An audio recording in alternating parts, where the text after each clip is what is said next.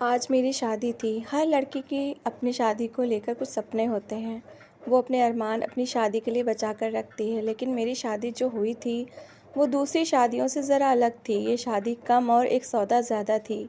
मेरी मजबूरी का सौदा। मैं विदा होकर अपने ससुराल आ गई। मेरे ससुराल में सिर्फ मेरा पति और मेरे ससुर ही थे। मेरा स्वागत करने के लिए वहाँ पर कोई नहीं था। मुझे सीधा मेरे पति के कमरे में पहुँचा दिया गया। मैं दुल्हन बनी बैठी थी, सादा सा जोड़ा पहने, काम से दुल्हन। आने वाले वक्त के डर की वजह से मेरा दिल तेज़ तेज़ धड़क रहा था और हाथों पे बार बार पसीना आ रहा था। मुझे अपने पति के बारे में सुनी गई बातें दिमाग में घूम रही थीं। अरे इससे शादी मत करो, वो पागल है। अरे वो तो साइको है। अरे तुम तो अच्छी भली पढ़ी लिखी लड़की हो, फिर क्यों इस पागल इंसान से शादी करने की बेवकूफ़ी कर रही हो। एक के बाद एक बात मेरे दिमाग में चल रही थी। घबराहट से गला सूख चुका था। मैं अपनी घबराहट पर काबू पाने की कोशिश कर रही थी कि इतने में मेरा पति अंदर चला आया। मैं थोड़ा सिमट गई। वो आकर मेरे पास बेड पर बैठ गया और मुझसे कहने लगा कि अपना घूंघट उठाओ। मुझे ये बात बहुत अजीब लगी, लेकिन मैंने पहले ही अपने पति के बारे में इतनी अजीब अजीब बातें सुन रखी थीं, इसलिए मैंने उसकी बात मानी और अपना घूंघट खुद ही उलट दिया। मगर जैसे ही मेरी निगाह उसके चेहरे पर पड़ी, तो मैं चौंक उठी और उसने भी चौंक कर अजीब नज़रों से मेरी तरफ देखा और कितनी देर टकटकी लगाए मुझे देखता रहा। और ना जाने उसे क्या हुआ, वो एकदम से उठकर कमरे के टेरेस पर चला गया। मेरा नाम मानवी है और मैं गरीब घराने से संबंध रखती हूँ। घर में मेरे अलावा माँ, पिताजी और एक छोटा भाई भी है। भाई अभी छोटा था और गवर्नमेंट स्कूल में पढ़ रहा था, जबकि मैं इंटर करके दिल्ली के एक मशहूर यूनिवर्सिटी में स्कॉलरशिप पर पढ़ रही थी। यहाँ पे मेरी जैसी लड़कियाँ बहुत कम थीं जो गरीब फैमिली से हों। यहाँ पे अच्छे अच्छे अमीर घरों के लड़के और लड़कियाँ पढ़ने आती थीं। इसलिए मैं शुरू से ही अपने आप में ही मगन रहती थी। मेरे कॉलेज में भी किसी से दोस्ती नहीं थी और अब यूनिवर्सिटी में भी मैंने किसी से दोस्ती नहीं की। बस प्रोजेक्ट्स के लिए क्लास का जो ग्रुप सर ने बनाया था, उनके साथ कभी कभी स्टडी की डिस्कशन कर लेती थी। लेकिन इन्हीं दिनों में जयपुर से एक लड़का राहुल माइग्रेट होकर हमारे डिपार्टमेंट में आया। उसके आते ही पूरे डिपार्टमेंट में उसका चर्चा होने लगा। वो बहुत हैंडसम था और हर लड़की उससे बात करने की तमन्ना रखती थी। मैंने भी जब पहली बार उसे देख कहा तो अपना दिल दिल बैठी। लेकिन वो तो ऐसा चाँद था जिसे मैं छूने की तमन्ना तो कर सकती थी, लेकिन छू नहीं सकती थी। मेरे साथ ऐसा पहली बार हुआ था, लेकिन मैंने फीलिंग्स को दिल में दबाए रखा और कभी किसी पर ज़ाहिर नहीं होने दिया। क्लास में जब नए ग्रुप्स बने तो राहुल मेरे ग्रुप में शामिल हो गया। अब अक्सर ये होने लगा कि हमारी बातचीत पढ़ाई के सिलसिले में होने लगी। कभी कभार राहुल मेरे नोट्स भी बना देता। वो हर तरह से पढ़ाई में मेरी मदद करता, इसमें असाइनमेंट्स में मेरे साथ मेरी मदद करता, जबकि किसी और लड़की से वो बात भी नहीं करता था। कुछ लड़कियां तो मुझसे कहने लगीं कि राहुल तुम्हें पसंद करता है, लेकिन मैं उनकी बात एक कान से सुनकर दूसरे कान से निकाल देती, क्योंकि मुझे अपनी औकात का पता था। बेशक मैं बहुत खूबसूरत थी, लेकिन मेरा स्टेटस राहुल के स्टेटस के साथ मैच नहीं करता था। और वो कोई पागल था जो इतनी अच्छी लड़कियों को छोड़कर मुझे पसंद करता। वो मुल्क की हाई प्रोफाइल फैमिली से ताल्लुक़ रखता था और मैं एक निचले तबके से ताल्लुक़ रखती थी जिसका बाप सब्ज़ी बेचता था। यूनिवर्सिटी का वक्त कैसे गुजरा कुछ खबर ही ना हुई। ना मैंने कभी राहुल से अपने प्यार का इजहार किया और ना ही कभी राहुल ने मुझसे कोई फालतू बात की। आज हमारा यूनिवर्सिटी में आखिरी दिन था, लेकिन आज राहुल नहीं आया था। मेरे दिल को अजीब सी बेचैनी लगी हुई थी। मैंने बहुत इंतज़ार किया। मैं एक आखिरी बार उसको देख लेना चाहती थी, लेकिन ना जाने वो क्यों नहीं आया। हमने तो कभी एक दूसरे को अपना नंबर भी नहीं दिया था, कभी इसकी ज़रूरत ही नहीं पड़ी थी और आज आखिरी दिन भी वो ना आ सका। मैं बड़े बुझे दिल के साथ यूनिवर्सिटी से घर आई। मेरा आखिरी दिन बहुत बुरा गुजरा था। कुछ दिन तो यूनिवर्सिटी के थकान उतारने में ही गुजर गए, लेकिन फिर यूनिवर्सिटी छोड़ने के कुछ समय बाद ज़िंदगी ने ऐसा पलटा खाया कि मैं दंग रह गई। पिताजी को अचानक काम के दौरान हार्ट अटैक हुआ और वो कई दिनों तक अस्पताल में दाखिल रहे। काम तो बंद हुआ ही साथ टेस्टों के दौरान पता चला कि पिताजी के वॉल्व बंद हैं और दिल की मेजर सर्जरी करवानी पड़ेगी। हमारी इतनी हैसियत नहीं थी कि इतना महंगा इलाज अफोर्ड कर सकते। वक्ती तौर पर सरकारी अस्पताल से इलाज करवा के पिताजी घर तो आ गए, लेकिन डॉक्टर ने सख्ती से उन्हें आराम करने को कहा। पिताजी अब ज़्यादातर घर पर ही रहते थे। वो बहुत कोशिश करते कि काम पर जाएं, लेकिन मैं उन्हें मना करती और काम पर जाने नहीं देती। एक दिन मुझसे चोरी से वो काम पे चले गए तो तबीयत ज़्यादा ख़राब हो गई, तो पिताजी भी खुद ही कहने लगे कि अब जब तक ठीक नहीं हो जाता तब तक नहीं जाऊंगा। लेकिन फिर ऐसा कब तक चलता? घर में मौजूद जितना भी राशन था वो ख़त्म होने को आ गया। जितनी जमा पूंजी थी वो भी थोड़ी थोड़ी करके लगने लग गई। हमने घर भी बदल लिया, एक कम किराए पे छोटा घर ले लिया। माँ का परेशान चेहरा देखकर मैं खुद परेशान हो जाती। भाई तो भी बहुत छोटा था, इसलिए सवाल ही पैदा नहीं होता था। वो काम करेगा तो मुझे भी बाहर कदम निकालना पड़ा। पहले तो पिताजी की ही सब्जी की रेहड़ी निकाल के घर के बाहर लगा ली। प्रतिदिन सुबह मम्मी के साथ जाकर मंडी से ताज़ा सब्जी ले आती और घर के बाहर रख कर बेच देती। लेकिन इसमें इतने पैसे नहीं बचते थे कि हमारी डेली के खर्चे पूरे हो जाते। लेकिन पिताजी के इलाज के लिए पैसे कहाँ से आते हैं? इसलिए मैंने एक फ़ैसला किया और माँ को इस बारे में बताया। माँ ने मुझे बहुत मना किया, लेकिन मैं अपनी बात पर डटी रही और मैंने पिताजी से इजाज़त ले ली। इजाज़त देते हुए पिताजी का दिल भी बहुत भारी हो रहा था, क्योंकि उन्होंने मेरे लिए कुछ और सपने देखे थे और अब एकदम हालात के पलटे की वजह से वो सब अधूरे रह गए थे। पिताजी की परमिशन मिलते ही मैंने अगले ही दिन अलग अलग जगहों पर नौकरी के लिए अप्लाई करना शुरू कर दिया। अखबार मंगवाया, उसमें नौकरियों के एड्स देखकर बहुत जगह पर अप्लाई किया। लेकिन पूरा 1 महीनों में नौकरी के लिए अप्लाई करती रही और मुझे कहीं भी नौकरी नहीं मिली। इंटरव्यू की कॉल आती, मैं इंटरव्यू देने जाती, लेकिन ऐसा लगता था जैसे वहाँ पर पहले से ही नौकरी के लिए सिलेक्शन हो गया हो और ये इंटरव्यू बस एक फॉर्मेलिटी हो। लेकिन फिर इन्हीं दिनों में एक जगह पर नौकरी लग गई। सैलरी बहुत ज़्यादा नहीं थी, लेकिन अच्छी थी। मैं खुशी से खिल उठी और फ़ौरन ज्वाइन कर लिया। अभी मुझे ज्वाइन किए हुए कुछ ही दिन गुजरे थे, एक दिन बॉस ने मुझे अपने कमरे में बुलवाया और कहने लगे, मिस मानवी, आपकी जितनी काबिलियत है और जितना अच्छा आप काम करती हैं, इसके हिसाब से आपकी सैलरी और पोस्ट कुछ कम नहीं है क्या? बॉस ने मुझसे सवाल किया तो मैं थोड़ा गड़बड़ा गई कि हाँ बोलूँ या ना। लेकिन फिर हिम्मत जमा करते हुए मैंने हाँ कह दिया और वो कुछ देर मुझे गहरी नज़रों से देखते रहे। मुझे उलझन होने लगी, लेकिन फिर वो कहने लगे, आपकी सैलरी और पोस्ट बढ़ सकती है, लेकिन अगर आप मुझे खुश करें तो। उसने कहा तो मैं उलझन भरी नज़रों से उनकी तरफ देखा और पूछा, कैसे सर? तो वह बड़ी कमीनी सी हंसी हंसते हुए कहने लगे, मिस मानवी, अब आप समझदार हैं, समझ सकती हैं। इसके लिए आपको बस मुझे खुश करना होगा। बॉस की बात सुनकर मेरे तो तन बदन में आग लग गई। मैं एकदम से गुस्से से खड़ी हो गई और कहने लगी कि तुम जैसे कमीनों की वजह से ही लड़कियां घरों से निकलने को डरती हैं। मैं लानत भेजती हूँ तुम पे और तुम्हारे काम पे। मैं गुस्से से ये कहती हुई ऑफिस से बाहर आ गई। पीछे से वो कमीना बॉस मुझे आवाज़ें ही देता रह गया। मेरी आंखों से आंसू बह रहे थे। मुझे अपने आप इतना लाचार और बेमोल लग रहा था। ये दुनिया मजबूर और लाचार लोगों की नहीं थी। मैं कितनी देर इसी तरह बेमकसद सड़क किनारे चलती रही, लेकिन आखिर कब तक? घर तो जाना ही था ना। घर पहुंचकर माँ ने मेरा परेशान चेहरा देखा तो पूछने लगी, क्या हुआ मानवी, तुम इतनी परेशान क्यों हो? माँ के पूछने की देर थी कि मैं फूट फूट कर रोने लगी और माँ को सारी बात सच सच बता दी। माँ ने मुझे अपने साथ लगा लिया और हौसला दिया। वो कहने लगी, बेटा, अब तुम घर से बाहर निकली हो तो तुम्हें इस तरह के बहुत से भेड़ियों से लड़ना होगा।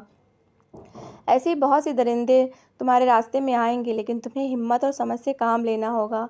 माँ ने इसके बाद मुझे बहुत समझाया, पर मैं अब काफ़ी हद तक परेशान हो गई थी। अगले दिन मैं हिम्मत और हौसले से नई जॉब देखने लगी और फिर जल्द ही मेरी किस्मत से मुझे MK एंटरप्राइजेस में नौकरी मिल गई। ये नौकरी पहले वाली नौकरी से बहुत अच्छी थी, सैलरी ज़्यादा थी और पिक एंड ड्रॉप की सुविधा भी थी। मुझे अब काफ़ी आसानी हो गई थी। यहाँ पे काम करते हुए मुझे 3 महीने हो गए थे। यहाँ का माहौल बहुत अच्छा था। मैंने आज तक सिर्फ अपनी कंपनी हेड को ही देखा था। हालांकि ऑफिस में बॉस के बेटे की बहुत बातें होती थीं। कोई उसे पागल कहता था, कोई दीवाना कहता था, कोई साइको कहता था, लेकिन मैंने कभी आज तक उसे नहीं देखा। शायद वो ऑफिस आता ही नहीं था। मैं भी अपने काम से काम रखती थी। लेकिन फिर इन्हीं दिनों बॉस ने वर्कर्स की एक अर्जेंट मीटिंग बुलवाई और उनकी तरफ से एक अजीब ऐलान सुनने में आया। बॉस ने कहा था कि जो भी लड़की मेरी बेटी के साथ शादी करेगी और उसके साथ पूरे 24 घंटे गुजारेगी तो मैं उसे बहुत बड़ी रकम इनाम के तौर पर दूंगा। मुझे मुझे बॉस की ये बात अच्छी नहीं लगी। ना जाने उनके बेटे में क्या मसला था कि बॉस ने इस तरह का ऐलान किया था, लेकिन फिर बराबर ये बात सुनने को मिलती रही। कोई भी लड़की बॉस के बेटे के साथ शादी के लिए तैयार नहीं थी। लेकिन ये बात सुनकर मेरे दिल में बार बार यही ख्याल आ रहा था, इतने ज़्यादा पैसे मिलेंगे तो मैं ही बॉस के बेटे से शादी कर लेती हूँ। इन पैसों से मैं पिताजी का इलाज करवा सकती हूँ और एक बार पिताजी ठीक हो जाएं तो हमारे सारे मसले हल हो सकते हैं। और फिर कौन सा ये सच की शादी होगी, सिर्फ एक सौदा ही है ना। लेकिन दिमाग इस बात को झटक देता। दिल और दिमाग की जंग जारी थी। फिर दिल जीत गया। मैंने इस आग में कूदने का फैसला करते हुए बॉस को हाँ कह दी। मेरी बात सुनकर बॉस बहुत खुश हुए। उसी वक्त रविवार का दिन शादी के लिए तय कर दिया। मैंने घर आकर माँ से बात की तो माँ तो सुनकर शौक में चली गईं। वो मुझसे खफा हो गईं। पिताजी का भी रवैया माँ से अलग न था। दोनों ने मुझे इस काम को करने से मना किया, लेकिन मैं अब तय कर चुकी थी। और सबसे बड़ी बात तो मुझे उन पैसों का लालच था जिनसे मैं पिताजी का इलाज करवा सकती थी। इसके अलावा मुझे और कोई ऑप्शन भी तो नज़र नहीं आ रहा था। माँ पिताजी 1-2 दिन नाराज़ रहे, लेकिन फिर मुझे समझाने बैठ गए। लेकिन अब मैं समझने समझाने की हद से निकल चुकी थी, इसलिए मैंने उनकी बात नहीं मानी और रविवार का दिन भी आ पहुंचा। सादा से फंक्शन में हमारी शादी हो गई। मैंने अभी तक अपने पति का चेहरा नहीं देखा था, लेकिन उसका नाम सुनकर मैं चौंकी ज़रूर थी। लेकिन उसके नाम के तो बहुत से लोग होते हैं। अब ये राहुल वो राहुल तो बिल्कुल नहीं हो सकता। उसके आने से तो दिल धड़क जाता था, जबकि ये तो ना जाने कौन पागल और साइको था। मैं विदा होकर ससुराल आ गई। अभी जब मैंने कमरे में तुम्हें देखा तो मेरी हैरत की सीमा ना रही। अपनी कहानी सुनाते हुए मैंने राहुल की तरफ देखा, जो बड़ी गहरी और प्यार भरी नज़रों से मुझे ही देख रहा था। मैंने शर्माते हुए सर झुकाया था, लेकिन फिर उससे पूछा कि तुम्हें क्या हुआ है? क्यों तुम ऐसे साइको होते जा रहे हो? क्यों तुम्हारे बारे में ऐसा मशहूर है? मेरी बात सुनकर राहुल ने गहरी सांस ली और वो कहने लगा, मैं जब जयपुर से माइग्रेट होकर दिल्ली यूनिवर्सिटी में आया तो यहाँ के डिपार्टमेंट में एंटर होते ही पहली नज़र तुम पे पड़ी थी। तुम एक तरफ बेंच पर बैठी अपने कुछ नोट्स बना रही थी। इन सब मॉडल और फैशन की मारी लड़कियों, जिन्होंने मेकअप करके खुद को केक पेस्ट्री बनाया हुआ था, तुम उनसे बिल्कुल अलग नज़र आ रही थी। तुम्हारा चेहरा हर तरह के मेकअप से पाक और बहुत प्यारा लग रहा था। तुमने दुपट्टा ओढ़ा हुआ था और बहुत सीधी सादी प्यारी लग रही थी। मैं कुछ पल बस तुम्हें देखता रहा। ऐसा नहीं था कि मेरी ज़िंदगी में पहले लड़कियां नहीं आई थीं, लेकिन वो सिर्फ वक्त गुजारी के लिए थीं। लेकिन तुम्हें देखकर मैं पहली नज़र में ही मोहब्बत का शिकार हो गया और मैंने वहीं खड़े खड़े फैसला कर लिया कि सिर्फ तुम्हें ही अपनी पत्नी बनाना है। और ये सोच आते ही एक सुकून सारा दिल में उतर गया। मुझे ही तुम्हें देखना, तुमसे बात करना अच्छा लगने लगा। इन्हीं दिनों में पापा की तरफ से मुझसे शादी का प्रेशर पड़ने लगा। दरअसल दिल्ली से पापा ने मुझे बुलाया ही इसलिए था। मैंने उन्हें तुम्हारे बारे में बताया, लेकिन स्टेटस के फ़र्क की वजह से पापा ने मुझे साफ साफ इनकार कर दिया और तुमसे मिलना भी गवारा नहीं किया। उन्हें तुम्हारी काबिलियत और तुम्हारी खूबसूरती से कोई मतलब नहीं था। वो अपने ही जैसे किसी बिजनेस क्लास फैमिली से मेरा रिश्ता करना चाहते थे, जिससे वो अपने बिजनेस को चार चांद लगा सकें। मैं उनसे बार बार मना करता रहा, लेकिन उन्होंने मेरी एक ना सुनी और एक जगह पर मेरा रिश्ता तय कर दिया। मैं इसलिए आखिरी दिन तुम यूनिवर्सिटी नहीं आया था। मुझे पता था कि तुम मुझे पसंद करती हो, लेकिन मैं आखिरी दिन तुम्हारी आस और उम्मीद नहीं तोड़ सकता था। इसलिए मैं यूनिवर्सिटी नहीं आया। पापा ने मेरी मंगनी बड़ी धूमधाम से कर दी। मैंने पापा की मर्ज़ी के आगे सर तो झुका दिया था, लेकिन उसके बाद मैं चुप चुप रहने लगा। मेरी मंगेतर अक्सर मुझे बाहर ले जाने के लिए आती, मुझे महंगे महंगे गिफ्ट्स देती। वो मेरे साथ वक्त गुजारना चाहती थी, लेकिन मुझे यह सब बिल्कुल अच्छा नहीं लगता था। मुझे बार बार तुम्हारा ख्याल आता और फिर एक दिन मैंने यूनिवर्सिटी के क्लर्क डिपार्टमेंट से तुम्हारे घर का पता निकलवाया और तुम्हारे घर भी गया, लेकिन वहाँ से पता चला कि तुम लोग तो घर छोड़कर जा चुके हो। मैं बहुत नाउम्मीद हो गया।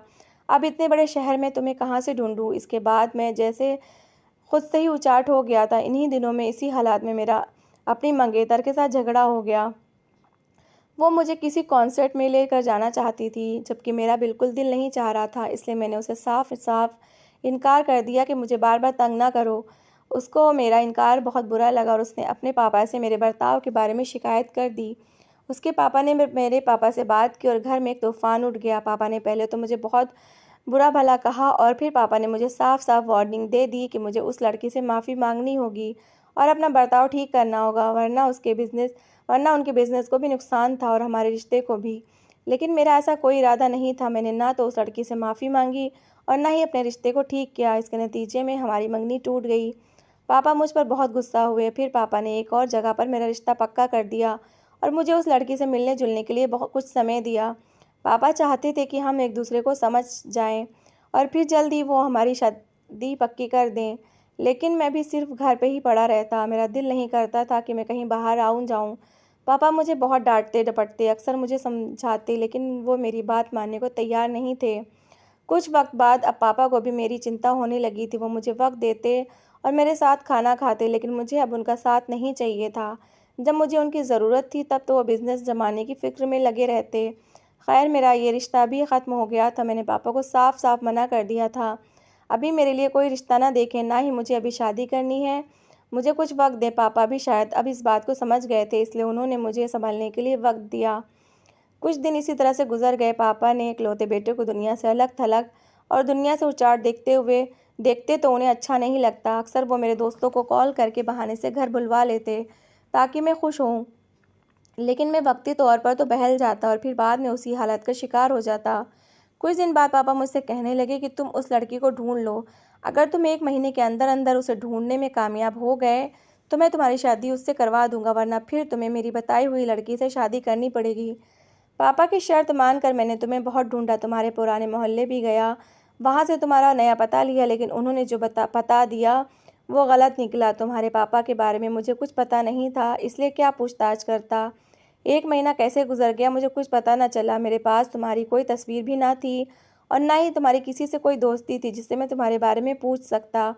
जैसे ही महीना ख़त्म हुआ पापा ने मुझसे तुम्हारा पूछा तो मैंने हारे हुए अंदाज में पापा से कहा, वो जिस भी लड़की से मेरी शादी करेंगे मैं तैयार हूँ। पापा तो जैसे खुशी से बेकाबू हो गए और अगले ही दिन उन्होंने कहा कि मैंने इस रविवार तुम्हारी शादी पक्की कर दी है, रविवार को तैयार रहना। मैंने उनसे लड़की के बारे में कुछ भी नहीं पूछा, क्योंकि अगर तुम नहीं हो तो कोई भी हो, क्या फ़र्क पड़ता है। रविवार के तय वक्त पर मैं तैयार हो गया। शादी के दौरान तुम्हारा नाम सुनकर मैं चौंका ज़रूर था, मगर मानवी नाम की लड़कियां ना जाने कितनी इस दुनिया में होंगी, मैं ये सोच कर रह गया और फिर तुम्हें अपने कमरे में देखकर हैरान हो गया हूँ। शायद भगवान ने हमारा मिलना लिखा था, इसी तरह हमारा नसीब जुड़ना था। और देख लो आज हम एक हो गए। राहुल ने कहते हुए अपना हाथ आगे किया तो मैंने भी उसके हाथ पर अपना हाथ रख दिया। अगले दिन सुबह मैं और राहुल बहुत खुश अपने कमरे से बाहर निकले और जाकर पापा से मिले। पापा हम दोनों को एक साथ खुश देखकर बहुत हैरान हुए और फिर हम दोनों को एक साथ गले लगा लिया। उनकी आंखें भीग गईं। शायद वो भी राहुल की इस हालत की वजह से बहुत ज़्यादा परेशानी में थे और अब उसे खुश देखकर उन्हें अच्छा लगा। हम सब मिलकर नाश्ता करने लगे। राहुल मुझे थोड़ी थोड़ी देर बाद हर चीज़ उठाकर मुझे दे रहे थे। मुझे बहुत अच्छा लग रहा था और पापा हैरानी से राहुल को देख रहे थे। सिर्फ मैं और राहुल ही सच्चाई जानते थे। उन्होंने पापा को इस बारे में कुछ नहीं बताया। मैंने और राहुल ने एक दूसरे से वादा किया था कि ये बात हम कभी किसी दूसरे को नहीं बताएंगे कि हम एक दूसरे को पसंद करते हैं थे और मैं वही लड़की हूँ जिससे राहुल शादी करना चाहता था। पापा को भी सच्चाई का पता नहीं था, इसलिए वो हमें खुश देखकर बहुत खुश थे कि अचानक राहुल पापा से कहने लगे, पापा मैं दरअसल आपका धन्यवाद करना चाहता हूँ कि आपने मानवी को मेरी ज़िंदगी का साथी चुना। इससे बेहतर लड़की मेरे लिए कोई हो ही नहीं सकती थी। राहुल ये कहते हुए उठकर पापा के गले लग गए। पापा की आंखें भीग गईं। वो कितनी देर राहुल को अपने सीने से लगाए खड़े रहे। हमारी शादी को लगभग 1 महीना हो गया था। यूं ही बैठे बैठे मुझे राहुल की माँ का ख्याल आया तो मैंने उससे पूछ ही लिया, राहुल आपकी मम्मा कहाँ हैं? मैंने कभी उनके बारे में नहीं सुना और ना ही कभी उनकी कोई तस्वीर देखी। यहाँ तक कि मुझे पूरे घर में उनकी तस्वीर भी नज़र नहीं आई, जबकि आपके बचपन की तस्वीरें और पापा के अलग अलग शहरों की सैर की तस्वीरें घर में जगह जगह लगी हुई हैं। मेरी बात सुनकर राहुल फीकी सी हंसी हंस दी और कहने लगा, चलो आज तुम्हें मैं ये सच भी बताता हूँ। मेरी मम्मी पापा की शादी दरअसल एक शादी नहीं थी, बल्कि वो दोनों परिवार का कारोबार बढ़ाने और एक दूसरे का स्टेटस ऊंचा करने का सौदा था, जिसे इन दोनों ने मंजूर किया और एक दूसरे को अपना लिया। मम्मी अपनी सोशल लाइफ में ज़्यादातर बिजी रहती, वो क्लब जाती, पार्टीज़ करती रहती और पापा हर वक्त अपने बिजनेस को दो चार करने में लगे रहते। दोनों का रिश्ता तो था, लेकिन वो दोनों एक दूसरे के साथ नहीं थे। इन दोनों के रिश्ते में प्यार नहीं था। इसी दौरान ना चाहते हुए भी कहीं मैं भी पैदा हो गया। हालांकि मम्मी को बच्चा नहीं चाहिए था, वो अभी अपने पैरों में किसी तरह की बेड़ियां नहीं डालना चाहती थी, लेकिन शायद भगवान को कुछ और ही मंजूर था और मैं इस दुनिया में चला आया। फिर पैदा होने के कुछ दिन तक तो मम्मी पापा का आपस में मूड अच्छा रहा, लेकिन फिर उनके बीच वही दोबारा झगड़े शुरू होने लगे। मम्मी को आपत्ति होती कि पापा उन्हें वक्त नहीं देते, लेकिन पापा को एतराज़ होता कि मैं जब घर आता हूँ तुम घर पर मौजूद नहीं होती। यूँ इस तरह करते करते इन दोनों के झगड़े बढ़ने लगे। मैं उस समय 8 साल का हो चुका था। उन्हीं दिनों में मम्मी का अफेयर सुनने में आया। मम्मी अपने से कम उम्र लड़के के साथ अक्सर दिखाई देने लगी थी। पापा को वैसे तो बिजनेस से फुर्सत नहीं थी, लेकिन उन्हें कोई ना कोई मिलने वाला मम्मी के बारे में बता देता। जब भी पापा को ऐसा कुछ पता चलता तो वो नशे में धुत होकर घर आते और मम्मी को गंदी गंदी गालियाँ देते। कभी कभार तो मम्मी के ऊपर हाथ उठाने की भी कोशिश करते, लेकिन एक तो वो नशे में होते और फिर दूसरे मम्मी उन्हें ऐसा करने से रोक देती। और फिर एक दिन मम्मी ने तलाक का केस कर दिया। पापा को जैसे ही नोटिस मिला वो भागकर मम्मी के पास चले और मम्मी के मिन्नतें करने लगे, क्योंकि बिजनेस में 50% की शेयर होल्डर मम्मी थी और अगर मम्मी उनके हाथ से निकल जाती तो इसका मतलब था कि आधा बिजनेस उनके हाथ से चला जाता। पापा ने मम्मी को मनाने की बहुत कोशिश की, लेकिन मम्मी अपनी बात पर डटी रहीं। उनके ऊपर नए नए इश्क का भूत सवार था। वो पापा से तलाक लेकर दूसरी शादी करना चाहती थी। मम्मी को पता था कि पापा उन्हें आसानी से तलाक नहीं देंगे, इसलिए उन्होंने अदालत में केस कर दिया। पापा ने भी अपनी तरफ से बहुत तगड़ा वकील किया, लेकिन मम्मी का वकील जीत गया और अदालत की तरफ से मम्मी को तलाक मिल गई। साथ ही साथ पापा को मम्मी के 50% शेयर वापस करना पड़े। तो पापा को बहुत बड़ा झटका लगा था और बहुत वक्त लगा उनको ये बिज़नेस दोबारा अपने पैरों पर खड़ा करने में। पापा को मम्मी से बहुत मोहब्बत थी, या क्या था, पापा ने दोबारा शादी नहीं की। पापा ने सारे घर में से मम्मी की एक एक चीज़ फेंक दी थी, यहाँ तक कि मम्मी की तस्वीरें भी नहीं रहने दी। मेरे ऊपर इन झगड़ों का बहुत असर हुआ। मम्मी की बेवफाई और रोज़ रोज़ के झगड़े मुझे औरत ज़ात से भरोसा ख़त्म करते गए। मैं इस तरह की ज़िंदगी अपने लिए नहीं चाहता था और ना ही अपनी ज़िंदगी में ऐसी औरत चाहता था जिसे ना घर का ख्याल हो, ना अपने पति का और ना बच्चे का। जिसे ये तो पता हो कि शाम को तैयार होकर उसको क्लब जाना है, लेकिन ये ना पता हो कि शाम को उसका बेटा और पति क्या खाएंगे। जिसे गैर मर्दों से अपनी तारीफ़ सुनकर अच्छा लगता हो। मुझे ऐसी औरत नहीं चाहिए। मैं चाह रहा था कि मुझे वो औरत मिले जो मेरी अटेंशन और प्यार की भूखी हो, जो मुझसे मोहब्बत करे, जो मेरे घर को घर बनाकर रखे और जब अपने घर वापस आऊँ तो मुस्कुराती हुई मुझे दरवाजे पर वेलकम करती मिले। फिर इसलिए जब मैंने तुम्हें देखा तो मुझे लगा कि तुम ही वो औरत हो जो मेरी ज़िंदगी में ये सब ला सकती हो। हालांकि मैंने अपनी सोसाइटी में से बहुत सी लड़कियां देखी, मुझे अच्छी भी लगी, लेकिन वो सब की सब मम्मी की तरह ही थीं। मम्मी की तरह उनके ख़यालात थे, उनकी ज़िंदगी भी मम्मी की ज़िंदगी जैसी ही थी। मैं धीरे धीरे इन सब से उचाट होता गया और फिर बिल्कुल ही पीछे हट गया। और जब मैं माइग्रेट होकर आया तो मुझे लगा कि मेरी तलाश ख़त्म हो गई है। राहुल ने कहते हुए प्यार से मेरे कंधे पर हाथ रखा। मैंने उसके सीने से सर लगा लिया, क्योंकि मुझे मालूम था कि राहुल की मोहब्बत और साथ हमेशा मेरे लिए है और आगे की ज़िंदगी में अब खुशियाँ ही खुशियाँ हैं। तो दोस्तों, कैसी लगी आपको मेरी कहानी? अगर कहानी अच्छी लगी है तो प्लीज़ इसे लाइक करिएगा, शेयर करिएगा और अपनी राय कमेंट बॉक्स में ज़रूर दीजिएगा। और मेरी अच्छी अच्छी कहानियाँ सुनने के लिए मेरा चैनल सब्सक्राइब करिएगा। Thanks for watching.